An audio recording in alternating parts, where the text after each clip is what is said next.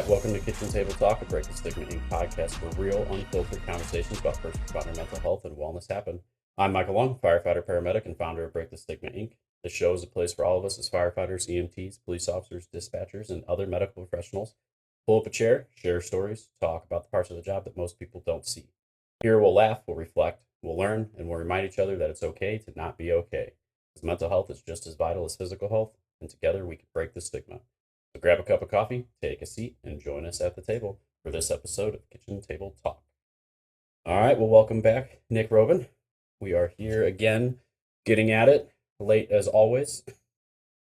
The episode is late. On the calendar, it is early in the morning. I don't think we've tackled very many morning podcasts. So No, this here we are, though. Yeah, this will be interesting. We don't have our days to stress us out and pump us up like we do. It's we currently were complaining about being morning. It's only 9:30, but we usually do these at like what, 1 or 2. So. Yeah, we've usually had some caffeine, maybe a workout or a walk before it, but here we are, Tuesdays with Mikey. Not nearly as depressing as Tuesdays with Maury, if you remember that book from the 90s. Mike does not. No, but it was about a guy who he went back to take care of his professor on Tuesdays, and his professor was dying of ALS. And it kind of talked about the lessons that he learned there. Speaking of lessons to learn, it's Men's Mental Health Month. So we had a whole month to get it done. We waited till halfway through it to start, but here we are. Really, when you dive into kind of what's being said about Men's Mental Health Month, it's what Break the Stigma and Mike has been preaching for a long time. The National Alliance of Mental Illness wanted to put a stronger focus on men's mental health, our fitness levels, annual checkups, and heart health. But mental well-being is just as important. So they do point out the silent crisis that goes on among men. Men are 4 times more likely to commit suicide than women. And this is their call to break the silence and seek support. So again, that's something that we've talked about quite a bit. Nothing new here. But they have some tips, and what Mike and I will do is we'll review the tips. So their number 1 is, how can you help? The 1 is, start a conversation. So this one just kind of goes to what we talk about a lot, is finding that mentor or somebody you can mentor, but another, man that you can talk about your mental health with, and share your resources with that person. So, whether it's you're going to group therapy, whether you've joined AA or something like that, whether you're encouraging someone to go to just one-on-one therapy, encouraging other men to work out and get in shape and try and get rid of some of that anxious energy that we carry that we don't talk about. And then, where do we do those things? Do we have a space for that? So within fire departments, a lot of times we see peer support groups are popping up, and we're always asked for guidance on how to do that. And really with that, we're just creating a space where we can kind of focus on not the problems of a first responder, but the problems that we see outside of being a first responder. So what are we taking home? What is causing us to lose sleep? What are these hurdles that we can't quite get over in life? And then you have a circle or a group of your peers that maybe are going through the same thing, and maybe they don't have the answer either, but together you can kind of talk through that. So the common theme here is, when we're talking about mental health, is you have to talk about it. And that's breaking the stigma or the silence of what you're not talking about with others. So it's good to see kind of the work that Mike has put in is according to the National Alliance on Mental Illness, we're on the right track. And I hope to our listeners who are out there, male or female, that you are figuring that out for yourself too. And I hope it's going well. Yeah, I think I'm going to dive in on that one a little bit, is just the talk part and the men's mental health and stuff. It's we hyper focus on, I mean, obviously with what we do, it's hyper focused on the first responder community, but it's amazing to think about, like, and I just did this conference last week with a different type of audience. There were first responders, but there was a lot of other professions in the audience too. And I made this statement beforehand, and when you really think about it, like everything we preach, everything we do, it's not anyone can utilize what we preach, what we talk about. Yes, there is specifics that are related to the first responder community, but mental health in general is on a downward decline, I would say worldwide. Um, so, I mean, everything we talk about, whether you're a first responder or not, you can get something out of what we do, what we talk about, the practices we preach, the different skills we train, different things like that. You don't have to be, just because it's men's mental health doesn't mean that what we say is only for the men. Obviously, it's derived into the men population, but anyone listening can take something out of what we talk about. And diving into the first topic of like talking, it's actually one of the things I've built into my newest presentation is having one real conversation a day. That's not the, hey, how's it going? What are you doing? Oh, that sounds great. Let's go on. Like, find one point in your day, and it doesn't, find that person, like you said, find that person and have an actual real conversation. No BS, no hiding the truth. Let it out and have a real conversation. But on that caveat too, I always say when you have that real conversation or you open up about something, is always have a plan for a follow up. You go and dump all that emotion out, that might be relieving in itself, but for some people it might be the trigger that kind of lets turns the faucet all the way on. So, going into a peer group or a conversation or something with just the layperson, always be prepared for what's after that conversation. Sometimes it's not as simple as venting it out. It's what's the plan after we vent, and that can be as simple as simple daily practices to stress relief and anxiety relief and all of the above. So those are things I love. Having that conversation, and like I said, even in my presentation, I built in your normal conversation or your normal talk that, or when we talk and you always talk about it, and I give you credit. Don't worry in the presentations of the when somebody dumps something on you, it's the two questions you can ask them is, do you want to talk about it or do you want to do something about it? And I think that really hits home for a lot of people that want to be so-called peer supporters of what's the proper way to be a peer supporter and handle those conversations. And it's like there is no, there's training out there for peer supporters and whatnot and different classes that are great, but at the end of the day we're all each other's peer supporters. And you might not know what to do with the situation, but those two simple questions in any conversation can really lead to a positive path. Do you just need a shoulder and to vent, or is this you're reaching out for help? What do we do from here before we dive too far into this? Yeah, I think that question also helps kind of focus someone's problems, because maybe they're not asking themselves that question, or maybe they already know the answer, but they need somebody to back them up on it. Like, yeah, maybe if I just talk about this some more, it'll get better, or maybe it is time to do something about it, whether it's seeking therapy or um, any of the other ways that we're kind of facing our problems these days.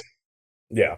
Well, and I think it's amazing what having a solid group of people or a solid individual that can have those conversations with can really do for somebody. Because yeah, I was just having a conversation with Dr. Bierman last night on my way home from our meeting, and we were talking about how I was doing with everything that was going on, and I even made the statement like it, and he brought it up. He goes, with the situation we are in, it's really just me and my wife handling the trauma and the stress and the grief. Um, there isn't that large party involved in the situation, so it's hard to have someone to outlet to. And I even made the comment. I said it's not fair to me to dump it on my wife who's going through the same grief. And so it's like, who do I have to actually go to? And it was, I went back to reverted to old ways of don't talk about it, don't think about it, it didn't happen.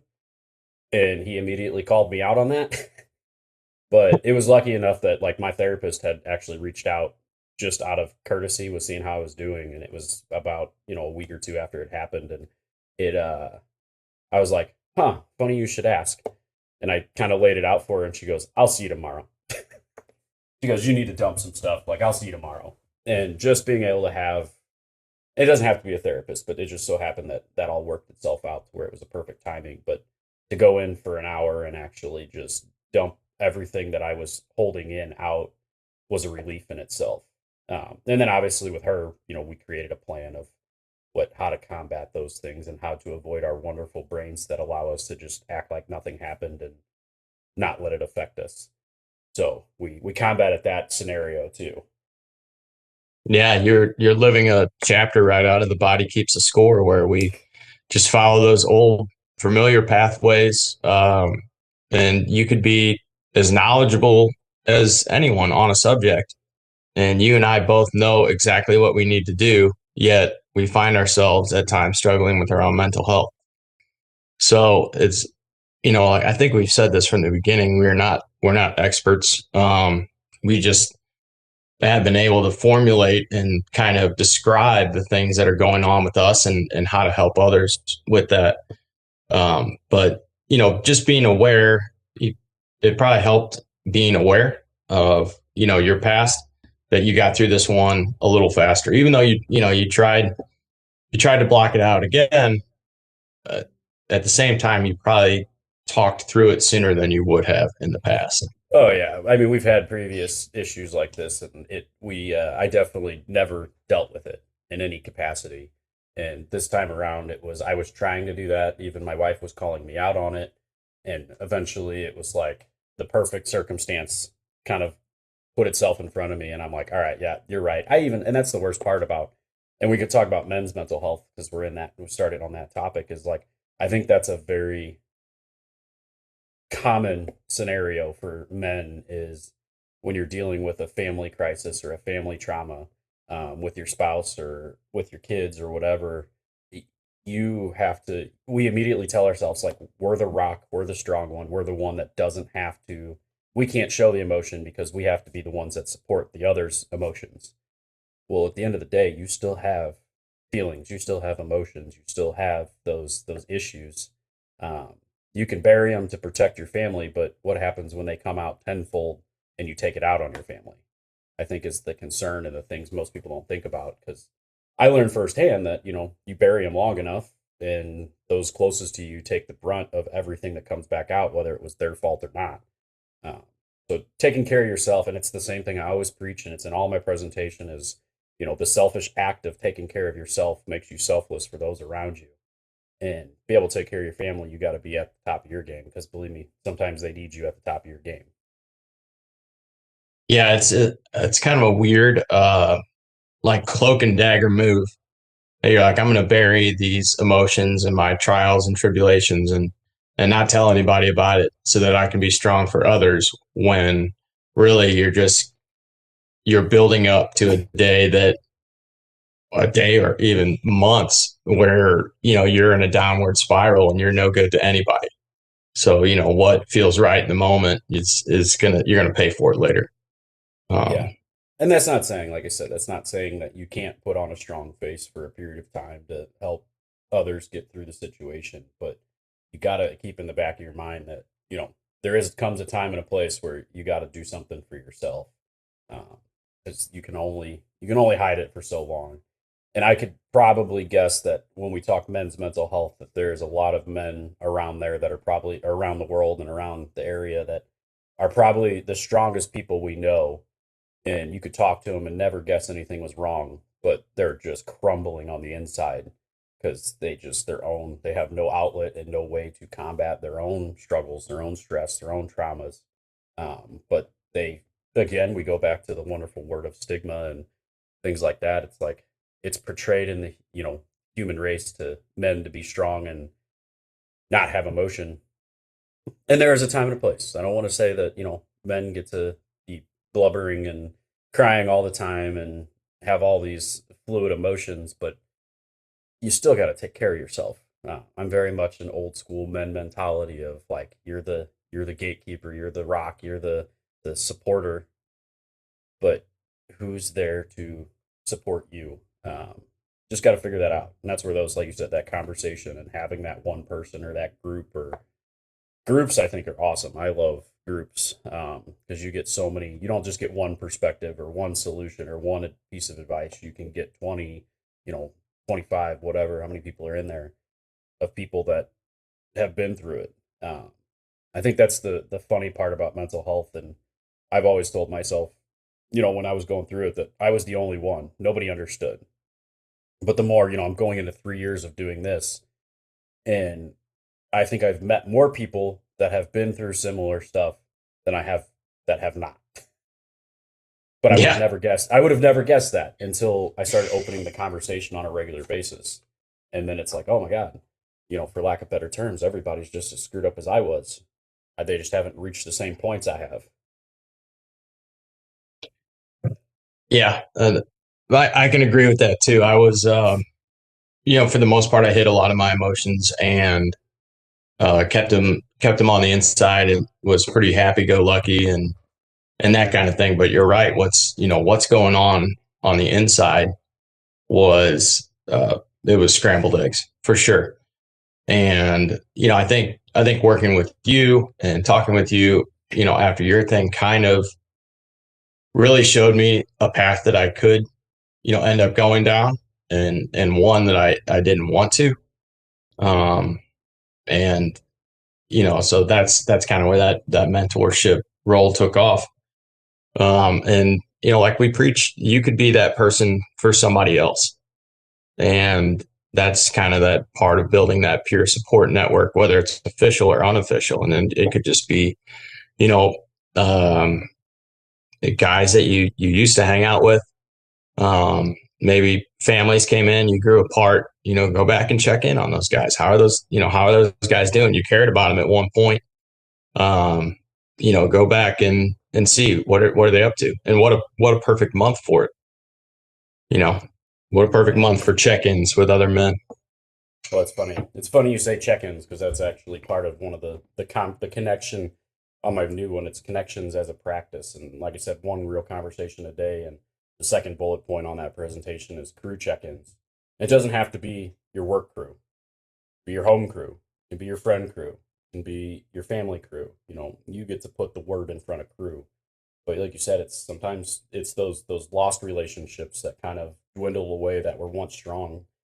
A simple check-in, a simple like, "Hey, how's it going?" And let that conversation just go where it goes. But um, yeah, it's all about connection. It's all about venting and releasing to those trusted individuals. But as we get deeper into the mental health, it's you tend to isolate, you tend to keep those things to yourself. Just making a simple uh, gesture of reaching out to an individual might be all you really needed to start that one real conversation. Yeah, for sure. Summer too gives us a lot of opportunities. Everything moves a little bit slower. I know a lot of families have kids at home, and that can bring its own stress. But the outdoor opportunities to get some sunshine, whether it's boating, fishing, hiking, taking a walk before the humidity gets too high. Um, this is not like winter. Winter is far worse. The days are shorter, they're colder. People don't want to meet up. Whereas summer's, the complete opposite. Going for a hike with guys, or going out on a boat. Man, boats kind of force you, if you're fishing with another guy. I don't, how many of our listeners fish, but it's just you and that person and the water, and it almost forces conversation. Yeah. It's gonna be a long day. Um, same with hiking. Granted that you're in a relative shape where you might just be heavy breathing the whole time. But yeah, kind of looking for those activities over the summer of, how can I keep my body moving, and, where can I find these conversations with others? I think that's a huge part of taking advantage of, what summer gives us. Yeah. No, and I will just segue into one of the comments you made at the beginning there about physical health. Was like you said, hikes, walks, I wouldn't say fishing is overexertion, but it gives us an opportunity. And I always preach about, like when you're anxious, when you're stressed, you have that physiological response. Your heart rate goes up, your blood pressure goes up, all your endorphins drop. You have all this energy. It's got to go somewhere. Um, so it's as simple as finding an activity to burn off some energy, but also get yourself in shape. It doesn't necessarily mean you got to go hit the gym and like run for 2 hours like you did yesterday, but you know, Yeah. getting out, getting some sunlight, burning some energy.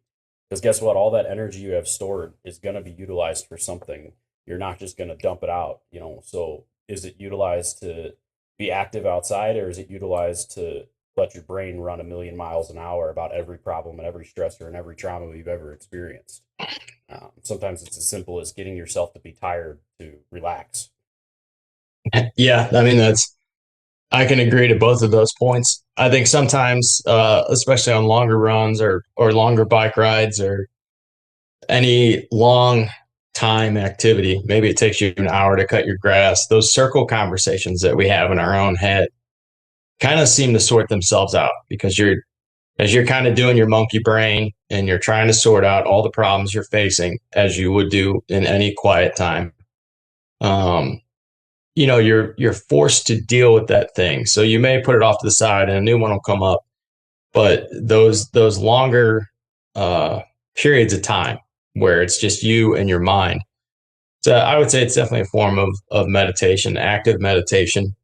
We talked about walking without headphones, but either way, if you have a lot on your mind, facing that problem um, in a long time frame instead of maybe the 10 minutes of quiet that you have is been very beneficial for me.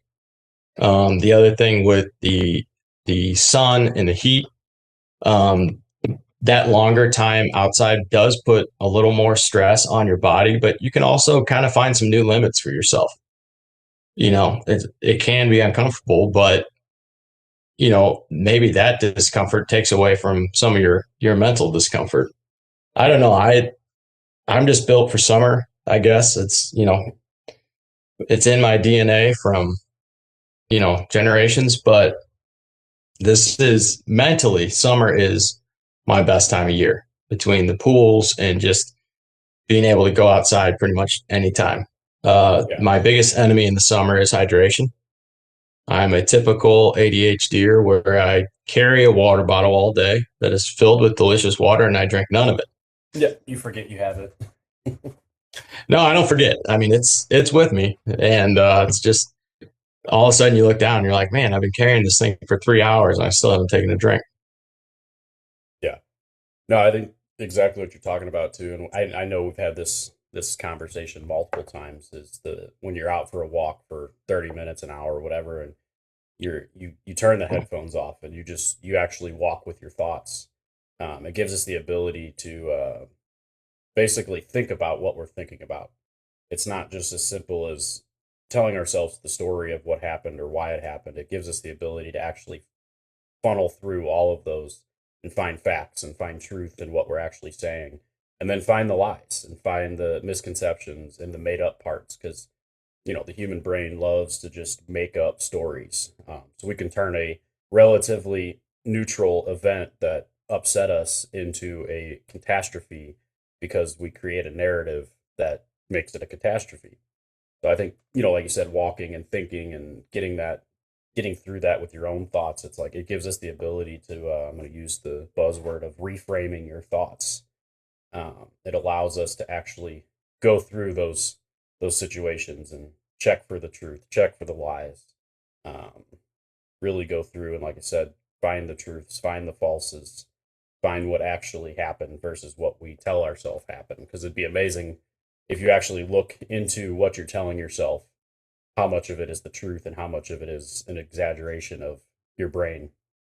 Uh, but then also on that, it allows us, and we talked about this before we started, it allows us to find gratitude in those situations. We all very much have lost the ability to find gratitude in even the smallest places of our day. And I think that's a lost art that can change a lot of people's lives. As you get through a day, is going back and instead of finding the five things that went wrong that pissed you off, find the five things that in between those that made the day worth living. Yeah, I think when it comes to gratitude, you have to also segue in expectations. So I think a lot of places that we lose gratitude is when the expectation does not meet what we thought it would. So take for example, let's say you're taking your kids to the beach, and this has personally happened to me. You have to lug all the stuff down there, set up all the things, uh, heat, sand, everything going on. You're worried about your kids in the ocean. Your expectation becomes the beach is terrible.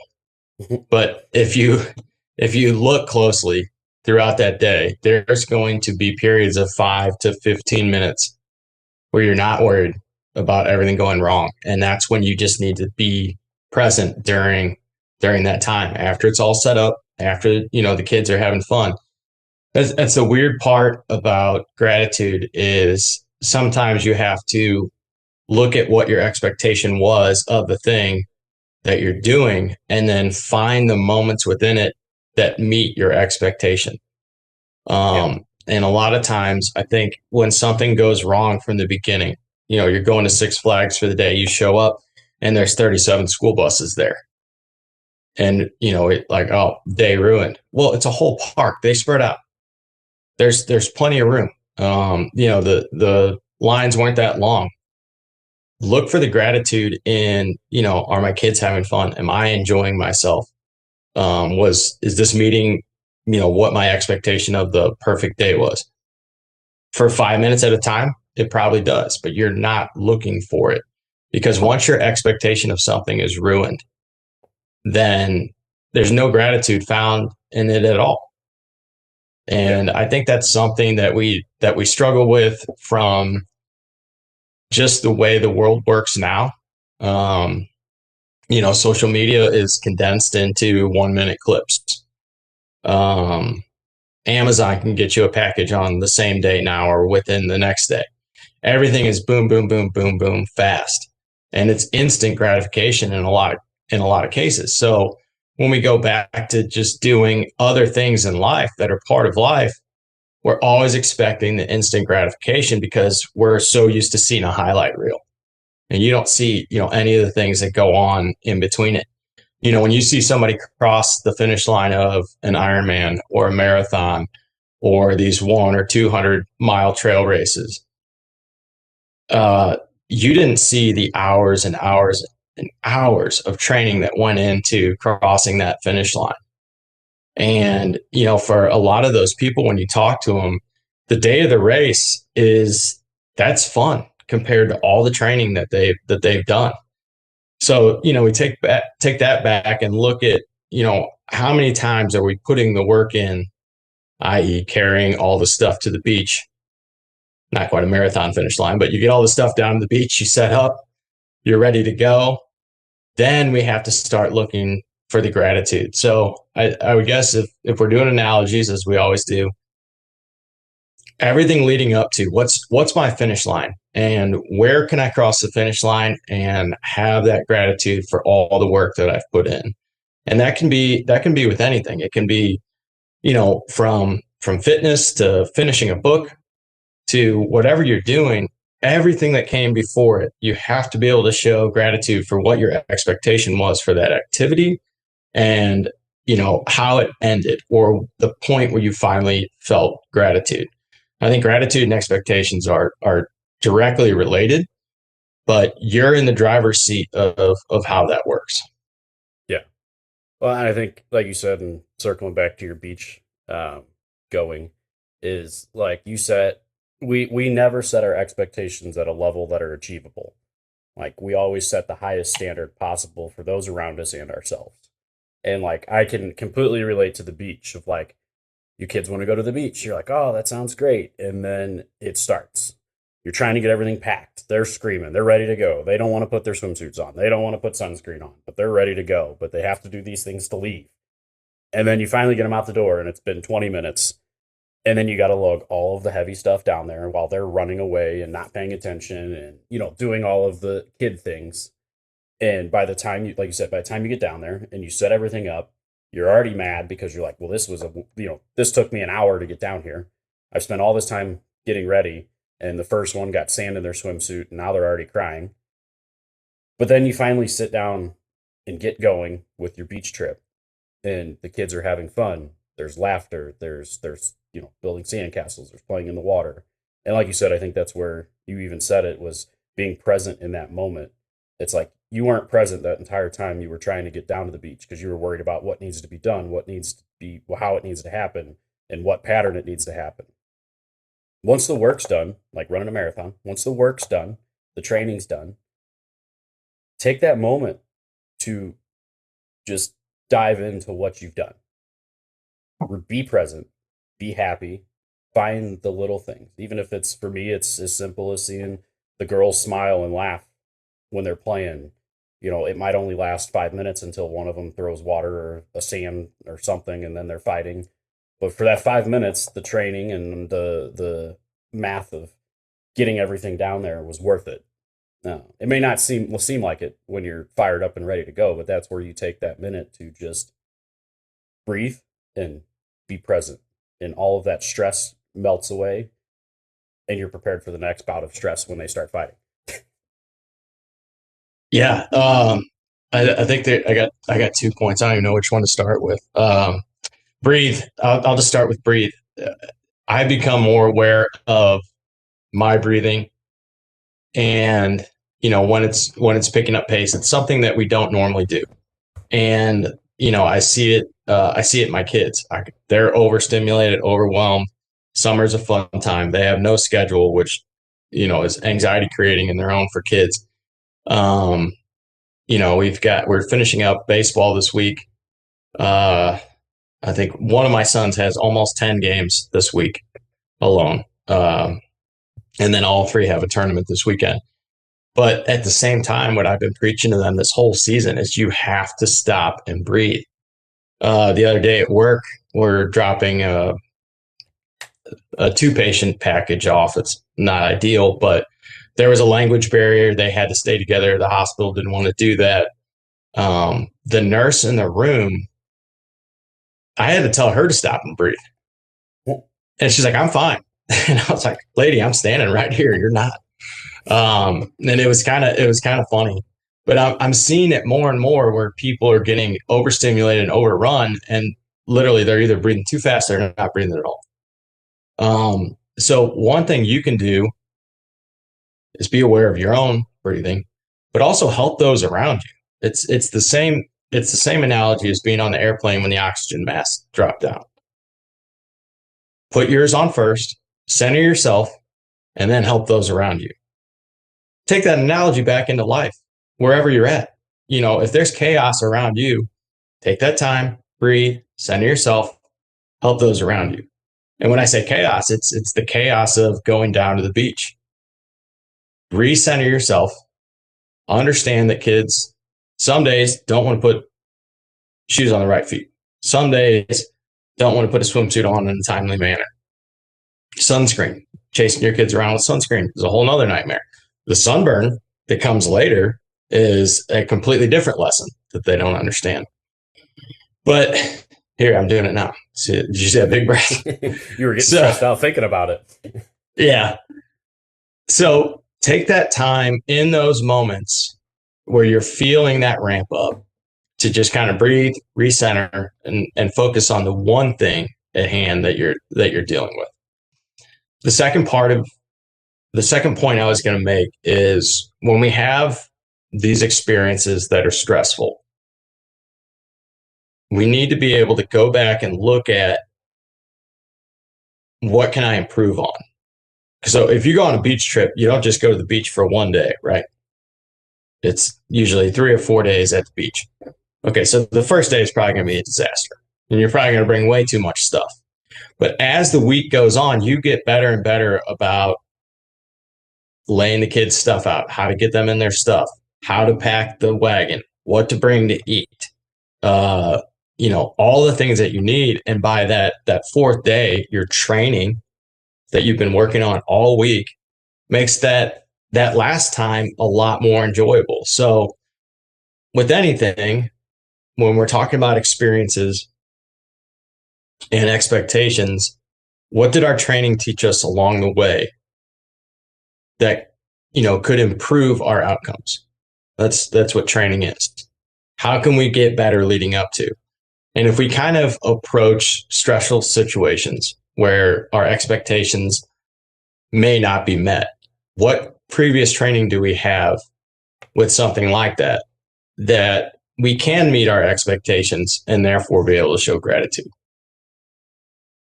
Yeah. No, and I think touching on the second comment you made was the gratitude is, and by that fourth day, when everything goes smoothly and you're getting ready to go home the next day, you're like, why couldn't every day be like this? But you completely lack the ability to find the gratitude in that one good day because of all of the work that was done to be prepared for that day. But you're so stressed from the first 3 days that by the fourth day, it's a great day. I mean, every day was a great day, but that fourth one was the one where everything worked out. All of the training, like you said, panned out where it went smooth. And the only thing that goes through your mind is, why couldn't the rest of the week be like this? It's like, well, those days are done. They're over with. You're in today. Be happy that today went smooth, that today will be fun, whatever it is. We lose the ability to be present in the moment and be grateful for the fourth day. Now that being said, do you spend the first 3 weeks out from vacation training on how to get to the beach to make those 4 days better? It's a possibility. Maybe I'll try that this year. Yeah, we'll start training 2 weeks before on how to get into the swimsuits and pack and repack and unpack exactly what we need. Yeah, every day is a half hour of beach training. You got to get the wagon out, see how it's going to be loaded best. Kids are going to practice putting on swimsuits. Just put sunscreen on them for fun, so they realize it's not a challenge. This isn't a alligator wrestling match. It's just put the sunscreen on. But yeah, no, and I wanted to circle back to the breathing, like you said. We always talk about breathing, and the highlight of breathing, like you said, and like we've talked about, is the physiological response of the slowing of the heart rate, lowering the stress, the blood pressure comes down, all of those things. But the one thing we don't ever think about, and I talk about it all the time when I talk about breathing, is it's essentially grounding and bringing yourself back to the present. That's a lot of what it is, and it's such a simplistic idea of breathing that we get around the conversations of meditation and all these different things, and they all serve their purpose, but we forget the simplicity of the one reason breathing is important is when you take that time to slow your breathing down, to consciously think about calming yourself through breathing. Well, guess what you're doing? You're shutting your brain down from chasing the stress, from chasing the trauma, from chasing the chaos. You are mentally and physically grounding yourself. You are bringing yourself back.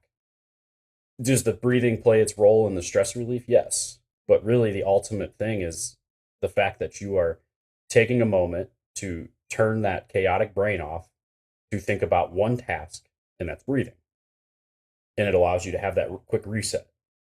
And I think that's where people get a little turned away from breathing techniques and meditation and all this. And I've been guilty of it, is like, you think about it and you're like, again, it's just like firefighting when we make everything overly complicated to make it sound sophisticated and smart, when really it's the simple task that doesn't require that much mental power, but we try to make everything extravagant. It's like, just look at the basics of it. It's breathing, which we do on our own. Autonomously. You just do it. And it's centering. It's getting centered and resetting. It's two very simple tasks. It's not that complicated.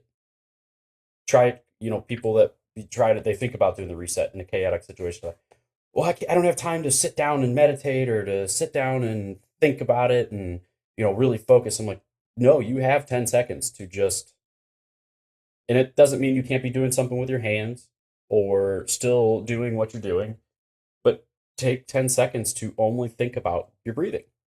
you'll have the psychological and the physiological response. And I bet that makes most situations better. We just very much lack the ability to see the simplicity of it and just do it. We don't have to make it this extravagant practice. And it does, like you said, it requires, just like anything else, it requires training, though. I'm sure the first time you started really focusing on centering yourself and breathing, it didn't come second nature for a while. No, no, Now it it's, still barely does. but you've trained it, you've trained your brain, you've trained your body to know when you start feeling those stress responses in that chaotic moment to take a minute. And it might still take you being actively present to realize you need to do it. But I bet there's situations like earlier when you just did it on your own. You didn't realize it because you're like, oh, I did it. Because you've trained on it. Your body knows now that, oh, I'm feeling stressed. I'm feeling chaos or chaotic. Take a breath. Yep.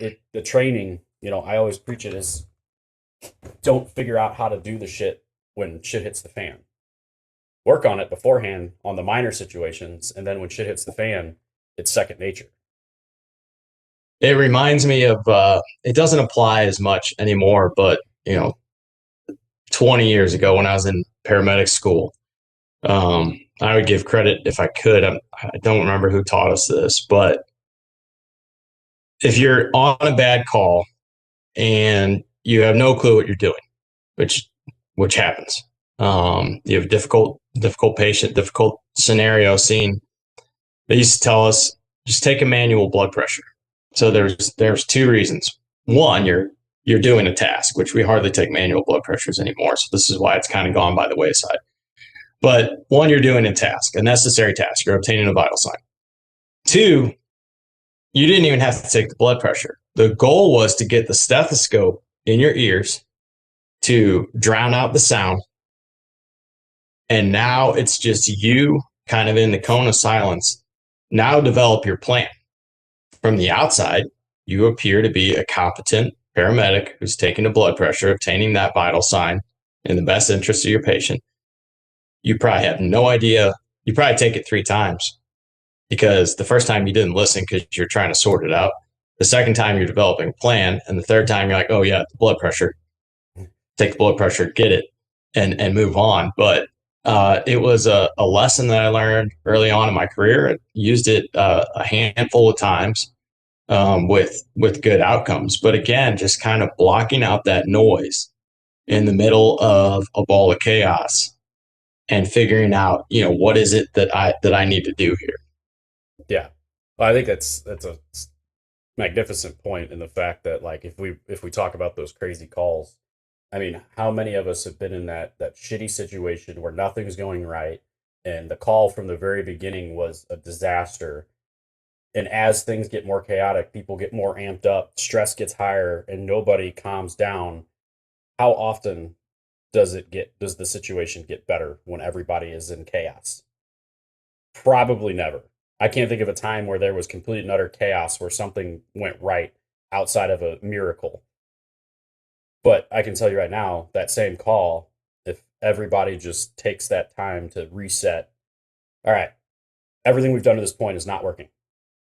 Take a second, take a breath, start from the beginning and reevaluate. And it's amazing how smooth things will go. You might not have the outcome of the ultimate solution. You might not come up with the perfect plan, but I can guarantee it's better than what you would have came up with in a chaotic mindset. Because you lose, people forget they lose the ability to think as stress goes up. Your cognitive function, as your stress goes up, your cognitive function goes down. So the higher your stress is, the less cognitive function you have. The ability to critically think, the ability to actually just think, starts to dwindle. So balance the playing field. I'm not saying the stress is going to go so far down that it's gone and your cognitive function is so high that you can critically think at your best. But if you can find a way to get it back to a balance. I'm not saying I'm perfect at it, but I've definitely had quite a few people in my career that on those critical calls, they look at me and they're like, you're cracking a joke right now. Like, what? We're serious. Like, no, I am serious. No, I am serious. But if I get stressed out, the patient's going to get stressed out and it's going to make things worse. If I get stressed out, I can't think about what my next steps are. So I just have to stay calm. And sometimes, like, I love that because It is. It's even with the blood pressure technique. I mean, there's so many things you can do. It's when you're putting the 4 lead on, when you're putting the 12 lead on, when you're taking a blood pressure, when you're starting an IV, you have a direct task that you can focus all of your energy on. But that allows you to, again, we circle back to the grounding, is like that essentially is grounding. You are pulling yourself from the 9 different directions your brain's going and funneling it all back into one thought. And then when you're done with that thought, then you can go back to step by step versus I need to do this, I need to do that, I need to do that. This went wrong, so I need to do this. Well, so and so over there is just standing in the corner with their thumb in their mouth, and we don't know what the fuck's wrong with them either. And they're supposed to be helping. Right. It's like we gotta pull everybody back in. No, I like the blood pressure cup, but I could definitely see myself being the same way. As like by the third time, I remembered what I'm actually doing because I was actually trying to figure out everything else in between. But by the third time, you've taken the time to ground yourself. You've taken the time to de-stress. You've taken the time to silence the chaos for a minute. It's just like I preach when I talk about going into, starting your day at every day starts at a 0 on your tolerance level. And then as you start experiencing stress, you go to a 1, you go to a 2, you go to a 5, you go to an 8. If you never bring yourself down as you go up, well, guess what? That minor situation halfway through the day, if you're already at an 8, it could have been as simple as a irritation, and now you've blown up and it's complete and utter chaos because you never brought yourself back down. So I think it's a lot of it, even with mental health and day to day life, is Well, it's also welcome back ice bath season for me. This is, and again, that factors in breathing and expectations. I expect it to be terrible, and at first it is, and then I get my breathing under control, and then when you get out, you're in a good mood. But the other thing about ice baths in the summer is when you're talking about that day building up and all that stress, I have a pretty good indicator of when I've had a bad day is I am hot from the inside out. And it was ice baths that actually broke that cycle, because if I go to bed with that inside out heat that I have, I don't sleep at all. So again, talking about the awareness of stress on our bodies and what indicators we have to know, hey, this is headed the wrong direction. And then, what do we do to course correct? And it doesn't necessarily have to be, a full in dunk ice bath. You can get an ice pack and put it all around your neck. Take a cold shower. It doesn't have to be the big dunk, but understanding that you're spiraling or you've taken on too much, your day didn't meet your expectations, you've had no time for gratitude, you're not going to sleep. Be aware of those things going on throughout the day so that you can have a plan to go to bed, get a restful night's sleep, and take it on again tomorrow. Yeah, and leave yesterday. If you do finally get that reset and a good night's sleep, don't wake up the next morning dwelling on everything that happened yesterday, because more than likely it's not going to affect today. So Yeah. start at a 0. Don't start at a 6. Yeah, tomorrow's already going to be worse. Don't make it more worser. Yeah. Bringing yesterday's drama into today. Yeah. And that's part of being present. It's you woke up, you took a breath. It's a new day. Let's get moving. Yeah. What else? There was one attitude. We did gratitude, expectations, and then there was one other. Greed. You have one other, but I did greed. Greed. I think I threw that one in there after some recent conversations and meetings and whatnot. Of it plays very much into gratitude and expectation. Is we set these expectations of what we deserve or what we should get for our behaviors or our emotions, and then we don't get them because the greed sets them at a high expectation, and then you start dwelling even further into the hole because you forget all of the things you do have because of all the things you didn't get or all the things you believe you deserve. And when you go back and look at the gratitude of what you do have, you realize, and I think that's where we come into like the materialistic mindset and the, for lack of better terms, the babification of people of I deserve this, I deserve that, is you lose the ability to see what you actually have.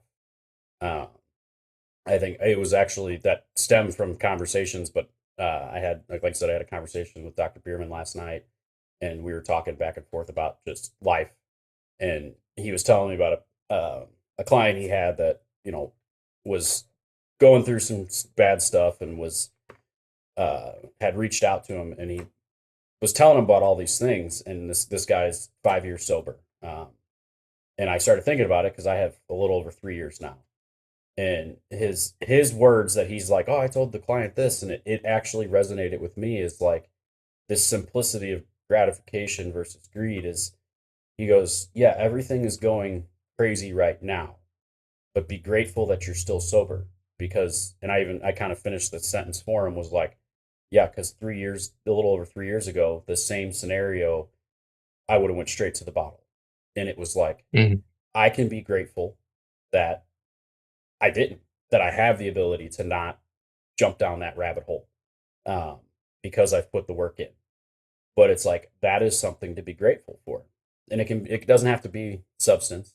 You can be grateful for the fact that you didn't blow up, but it also stems back to kind of like other conversations I've had, is, and why I wanted to kind of touch on greed is, and it's not greed in the sense of I didn't get enough money or I didn't get, the award or whatever. It's just the greed of my day should have been this, and I didn't get what I wanted out of my day. So now I'm going to be mad about it. Why? You choose to be greedy because you think this is how your day or how your life or how this situation should have gone, and you didn't get that.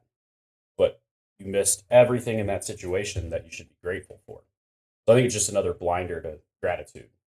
Yeah, that is I really like the way that you framed the word greed in that capacity.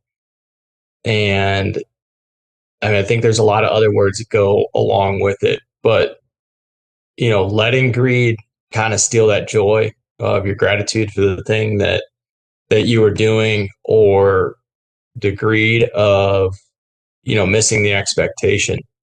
That's a very it's a very cool way to frame that, and to again become aware of how that can be a day ruiner. No, I'll circle back in, and it's also with greed. It's the expectation, but it's also the concept of, when you set greed, it's essentially, again, it's an, like you said, it's an expectation of I deserve X, Y, or Z because of A, B, and C. But a lot of the things we're greedy about in our day is we deserve X, Y, and Z, but we never formulate A, B, and C. Why do you deserve that? Because you said so? What justifies your greed? What justifies the fact you believe you deserve this? And I'm not discounting people's feelings or emotions towards why they deserve something, but sometimes just taking a step back and saying, looking at the greed of what you think you deserve, well, ask yourself, what did you do to deserve that? You know, we didn't. In all reality, if you want to get spiritual and deep into this, is like, your gratitude should be the fact that you're standing here today, that you're having this conversation, because there's a 1 in a million chance that you were the reason that when your parents got together and had a baby, that you were the one that was made, and you were the one that gets to be here. Going through like similar situations like that you're aware of, is like, we've had a lot of times where, you look at the fact of birth and life, you don't get to choose that, but it's chosen for you, and you get to be grateful that you get to live this life. And I think we forget about that life is beautiful and life is great. And we tend to throw our expectations and our greed of what we think we deserve in the way of the beauty around us. Yeah, I think he's almost done with that section. Yeah, there's a lot to take in there too. And when we talk about kind of that example that you gave of alcohol, when things are going bad, or any substance abuse, again, if you zoom out and we have a bad day, and you're like, oh, I just I want to have a drink, or things are going crazy, I should start drinking again, that kind of thing. When we look at that, what are you really looking for? You're really looking to pause the overstimulation in your brain. You're looking to slow down, the stress that you had from an event. And we talk time and time again. We've almost talked for an hour on it. You're experiencing stress and you're using a substance to either run from that stress or get away from it. And of course, uh, we've talked about so many other ways outside of substance abuse to realize that we have stress in our life and then how to tackle it. So again, when it comes to training, that's another thing that we can be doing of, instead of crawling into that bottle after a bad day, taking a look at what are some other ways we can de-stress, whether it's breathing, whether it's ice baths, whether it's a walk, those kind of things. You have to put substance into that same category, and then go from there. That's really all it is at its simplest point. Is you're running from your problems in a different way. You're just delaying them, and usually they come back worse. Yeah, no, I think you nailed it with the simplicity side of it. Is nothing we preach or teach about or talk about is complicated. I think we overlook the simplicity of how to make life worth living. And it's as simple as the simple takes of life is making the right decisions, finding the gratitude, seeing the beauty, and just keep moving forward. We overlook all of those things to make things more complicated.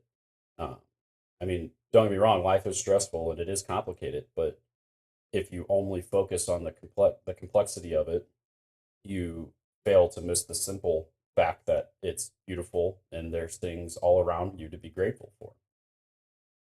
I see. I know the lawnmower's still going.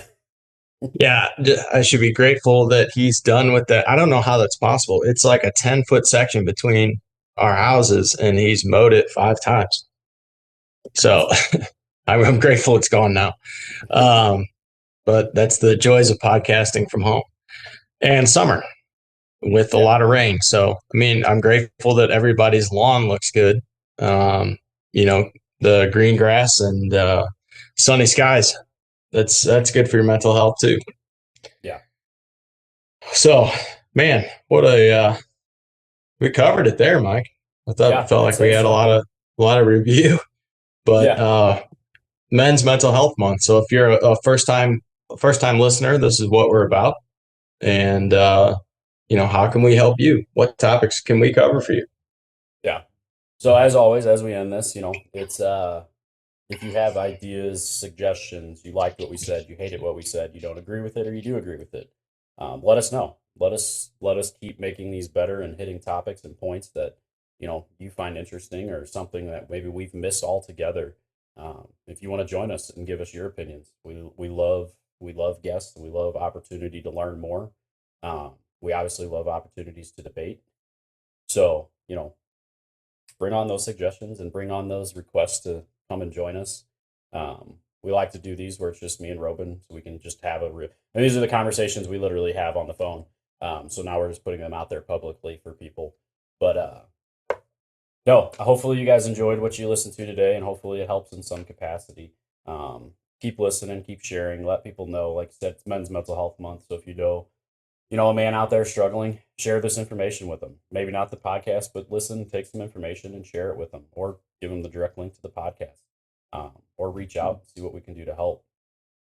But as always, it's always an opportunity to be able to get out here and spread the word and spread the awareness and give some insight. So, Nick, I appreciate you joining us this morning. I know it was out of our normal to do morning session, so hopefully when our listeners, I like the morning session. It's not bad. I would say my take home point today is let's do Summer of Gratitude. So use your training, your experience, lower your expectations, and find the gratitude this summer. That's my closer. Nice. And I will jump in on that a little bit and just put in there is look around and find the beauty in life. It's there. So be grateful and find the beauty. So on that note, we appreciate all those listeners. If you ever want to reach out or talk with us, you can find us on any of our socials at Break the Stigma Inc. You can also email us anytime at breakthestigmainc@gmail.com.